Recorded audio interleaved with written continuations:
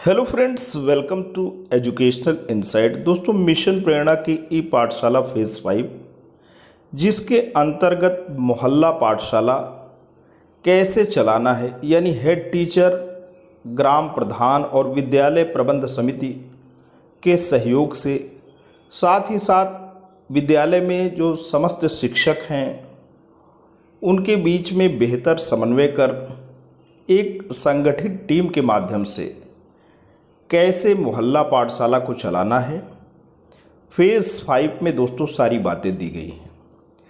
इसमें SRG यानी state resource group, academic resource person के अलावा शिक्षक संकुल कौन कौन सी भूमिका अदा करेंगे, इस संबंध में दोस्तों आदेश जारी हुआ है। फेज़ 5 के अंतर्गत ही जो ये सारी गतिविधियां होनी हैं, इसमें कैसे कोविड-19 प्रोटोकॉल को फॉलो करना है, कैसे बच्चों को बिठाने हैं, कैसे जो भी गतिविधियां शैक्षिक हो रही हैं उनका डॉक्यूमेंटेशन करना है, ये सारी बातें दोस्तों दी गई हैं। और इस संबंध में दोस्तों आदेश जारी हो गया है। जनपद स्तर पे भी अब आदेश दोस्तों निकल गए हैं। कार्यालय जिला बेसिक शिक्षा अधिकारी प्रतापगढ़ के माध्यम से दोस्तों जो आदेश जारी हुआ है, उसमें एक टीम की भावना से सभी को काम करने के लिए दोस्तों बल दिया गया है। आते हैं, देखते हैं कि किसको कौन सी जिम्मेवारी दोस्तों दी गई है। दोस्तों, आप देख सकते हैं कार्यालय जिला बेसिक शिक्षा अधिकारी प्रतापगढ़, पत्रांक समग्र शिक्षा मिशन प्रेरणा मोहल्ला पाठशाला 399 और दिनांक 7 जुलाई को ये पत्र दोस्तों जारी हो गया। समस्त खंड शिक्षा अधिकारियों को प्रेषित ये पत्र है और बात यहाँ पे हो रही है, विषय है मिशन प्रेरणा की ई पाठशाला फेज़ 5 के तहत मोहल्ला पाठशाला के संचालन के संबंध में। और यहाँ ये हवाला दिया गया है, स्कूल शिक्षा महानिदेशक ने जो पत्र जारी किया था, मोहल्ला पाठशाला भी उसमें दोस्तों रही है।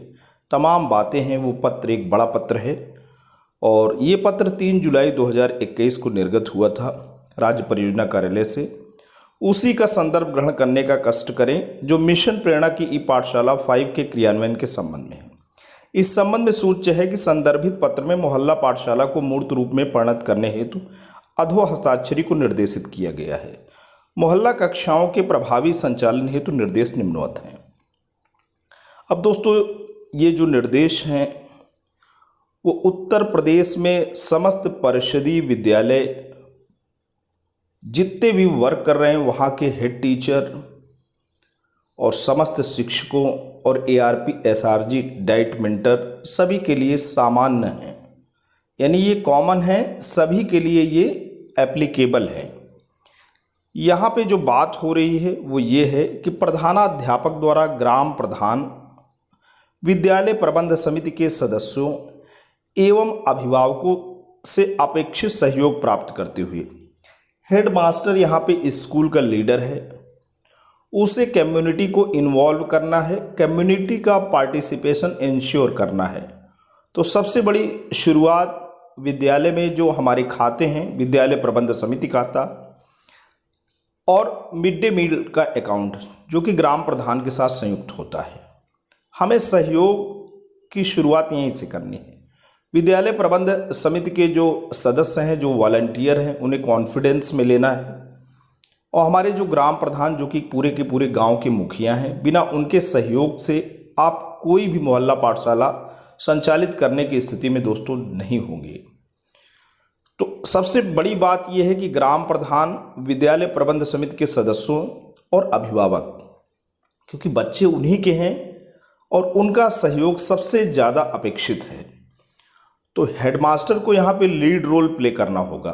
हेड टीचर जो भी हैं उन्हें आगे आना होगा और विद्यालय प्रबंध समिति के सदस्यों, अभिभावकों और ग्राम प्रधान का कॉन्फिडेंस इंश्योर करने के बाद मोहल्ला कक्षाओं के संचालन के लिए एक कोई पब्लिक प्लेस यानी सार्वजनिक स्थान चुनना पड़ेगा। जैसे यहाँ उदाहरण दिया गया है कि आप पंचायत भवन ले सकते हैं, ग्राम सचिवालय ले सकते हैं, खेल के मैदान को आप चुन सकते हैं इत्यादि। ये उदाहरण दिए गए हैं। आप अपने विद्यालय के आसपास कोई सुरक्षित छायादार शीतल जगह चुन सकते हैं जहां आप कोविड प्रोटोकॉल को फॉलो कर सकें।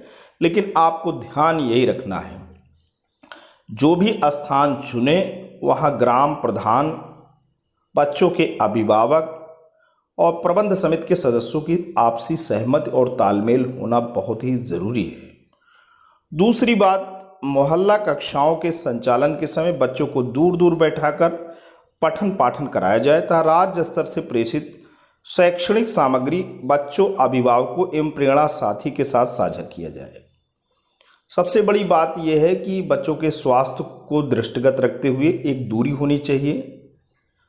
वो दूरी इसलिए ज़रूरी है कि कोविड-19 प्रोटोकॉल को फॉलो करेंगे तो शिक्षक शिक्षार्थी का स्वास्थ्य दोस्तों सही रहेगा। दूर बैठाएं। और परियोजना से बहुत सी सामग्री प्रेषित हो रही हैं। मैथमेटिक्स का किट है, अंग्रेजी का किट है और जो चार्ट हैं, संदर्शिकाएं हैं, बच्चों के लिए सहज हस्त पुस्तिकाएं, उसको शेयर किया जाए, साझा किया जाए। प्रेरणा साथी जो कि अभिभावकों के बीच का है, जो कि वॉलंटियर है, जिसने अपने स्मार्टफोन को एक प्रकार से डोनेट कर रखा है बच्चों की शिक्षा के निमित्त, इंटरनेट कनेक्शन उसके साथ है, तो ये बड़ी बात होगी सबको लेके चलने की बात। फिर मोहल्ला कक्षाओं के संचालन में कोविड प्रोटोकॉल का पूर्णतः अनुपालन सुनिश्चित किया जाए, ये बड़ी बात है। सैनिटाइजर वगैरह होना चाहिए। कोशिश करें कि जो लोग वहाँ संचालित कर रहे हैं, चाहे शिक्षक हों या शिक्षार्थी, को भी फोकस करने हैं कि मास्क वगैरह पहने रहें। बच्चों के लिए जो चाइल्ड फ्रेंडली मास्क हैं उसे पहने रहें। फिर आगे बात करेंगे हम कि बच्चों को शिक्षण योजना के अनुसार गतिविधियां कराई जाएं तथा उनकी दिनचर्या से संबंधित क्रियाकलाप, विषय वस्तु पर आधारित कार्य, अभ्यास कार्य आदि कराए जाएं तथा इसका अभिलेखीकरण भी किया जाए। तो बच्चों को शिक्षण योजना, टीचिंग जो प्लान है उसके अनुसार आप शैक्षणिक गतिविधियां कराएं और उनकी दिनचर्या से संबंधित जो भी एक्टिविटीज़ हैं, जो डेली लाइफ की उनकी एक्टिविटीज़ है, वो तो आप कराते ही रहें। कंटेंट बेस्ड जो एक्टिविटी है, जो कार्य है, उसको भी कराते रहें। अभ्यास कार्य भी कराएं। जो भी मैथमेटिक्स है, जो भी मैथमेटिकल वर्क है, वो एक्सरसाइज ज़रूरी है। बच्चों को राइटिंग पे एक्सरसाइज हो सकती है, तो ये सारी चीज़ें कराएं।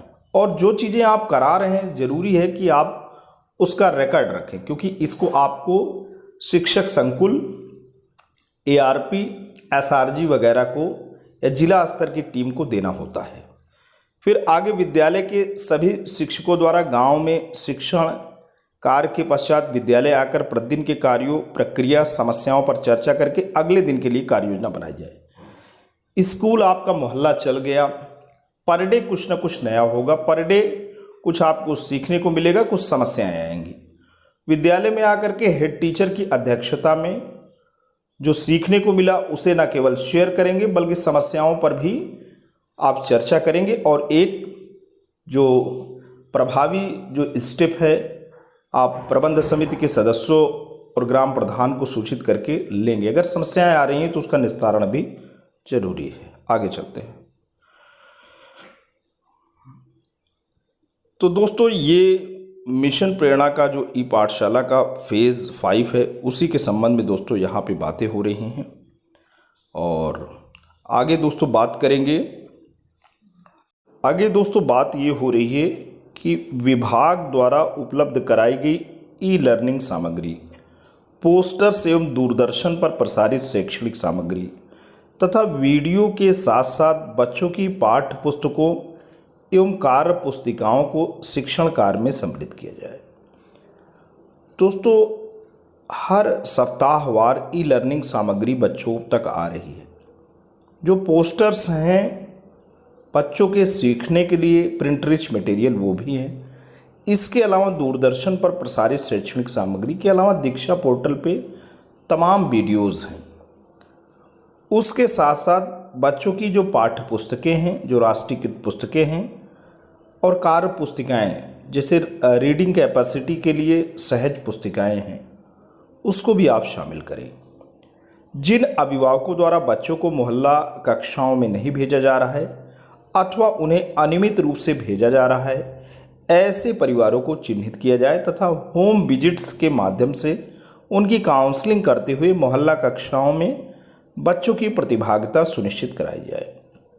जहाँ पे आपको अपेक्षित सहयोग नहीं मिल रहा है, यानी बिल्कुल अध्यापक जो है वहाँ पे परेशान हैं कि कुछ परिवारों के बच्चे बिल्कुल ही नहीं आ रहे हैं, तो ऐसे परिवारों में जाना होगा, उनकी समस्याओं को समझना होगा, होम विजिट करना होगा।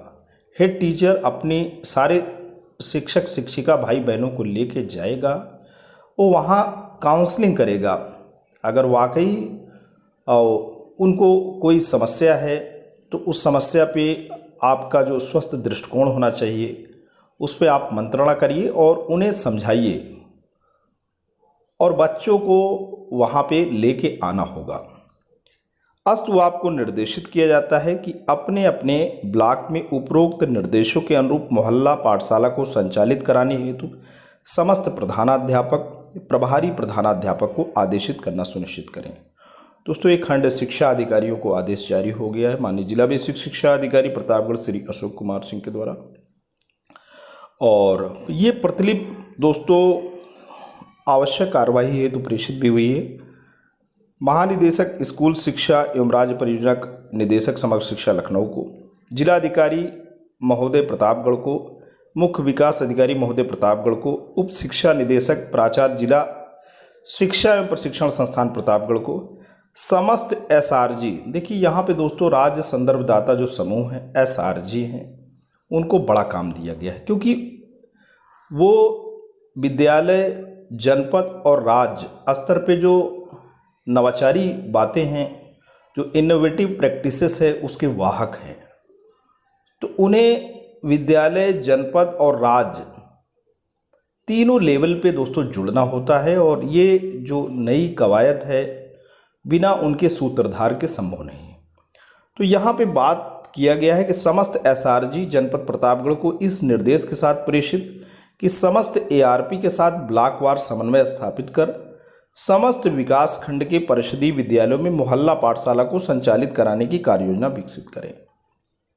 एसआरजी को दोस्तों जिम्मेवारी दे दी गई है कि वो मोहल्ला पाठशाला संचालित करने के लिए एक पूरा जो है रूपरेखा बनाएं कि कैसे हम ये जो राज्य परियोजना कार्यालय निशादगंज लखनऊ से महानिदेशक स्कूल शिक्षा द्वारा प्रेषित आदेश है, इसको हम जनपद स्तर पे कैसे अमली जामा पहना पाएंगे। समस्त शिक्षक संकुल जनपद प्रतापगढ़ को भी दोस्तों ये आदेश कॉपी हुआ है क्योंकि विद्यालय किसी न किसी संकुल में होते हैं और विद्यालय की जो गतिविधियां होती हैं वो संकुल तक भी प्रेषित होती हैं, वो बयार शैक्षिक बयार संकुल तक जाती है। आपसी तालमेल समन्वय दोस्तों होना चाहिए। समस्त एआरपी समस्त विकास खंड जनपद प्रतापगढ़ और अंत में समस्त प्रधानाध्यापक समस्त विकासखंड जनपद प्रतापगढ़ को ये कॉपी हुई है। जिला बेसिक शिक्षा अधिकारी प्रतापगढ़। तो दोस्तों आज के लिए इतना ही।